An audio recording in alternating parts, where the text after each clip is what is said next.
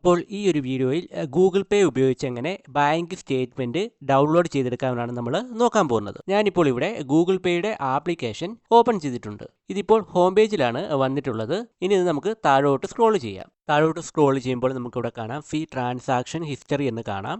ഇത് സെലക്ട് ചെയ്യാം. ഓക്കെ, ഇപ്പോൾ നമ്മുടെ ട്രാൻസാക്ഷൻ ഹിസ്റ്ററി എല്ലാം ഇവിടെ കാണാൻ സാധിക്കും. ഇവിടെ നമുക്ക് സീ ഓൾ എന്നൊരു ഓപ്ഷൻ ഉണ്ട്. ഇത് സെലക്ട് ചെയ്യാം. ഓക്കെ, ഇപ്പോൾ നമ്മുടെ ട്രാൻസാക്ഷൻസ് എല്ലാം ഇവിടെ കാണാൻ സാധിക്കും. ഇതിന് മുകളിലായിട്ട് നമുക്കൊരു 3 ഡോട്ട്സ് കാണാം. ഈ 3 ഡോട്ട്സ് ക്ലിക്ക് ചെയ്യാം.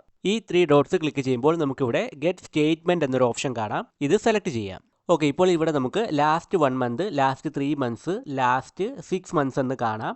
ഇതിൽ നമുക്ക് വേണ്ടത് സെലക്ട് ചെയ്തതിന് ശേഷം കണ്ടിന്യൂ കൊടുക്കാം. ഞാനിവിടെ ലാസ്റ്റ് 1 മന്ത് ആണ് സെലക്ട് ചെയ്തിട്ടുള്ളത്. ഓക്കെ, ഇപ്പോൾ ഇവിടെ കാണാം സ്റ്റേറ്റ്മെന്റ് ഈസ് റെഡി എന്ന് കാണാം. ഇതിന് താഴെ ഷെയർ എന്നൊരു ഓപ്ഷൻ കാണാം. ഈ ഷെയർ ക്ലിക്ക് ചെയ്ത് നമുക്ക് നമ്മുടെ ഫയൽ മാനേജറിലേക്ക് ഇത് ഡൗൺലോഡ് ചെയ്യാവുന്നതാണ്. അപ്പോൾ ഈ വീഡിയോ നിങ്ങൾക്ക് യൂസ്ഫുൾ ആയിട്ടുണ്ടെങ്കിൽ വീഡിയോ ലൈക്ക് ചെയ്യുക, ചാനൽ സബ്സ്ക്രൈബ് ചെയ്യുക.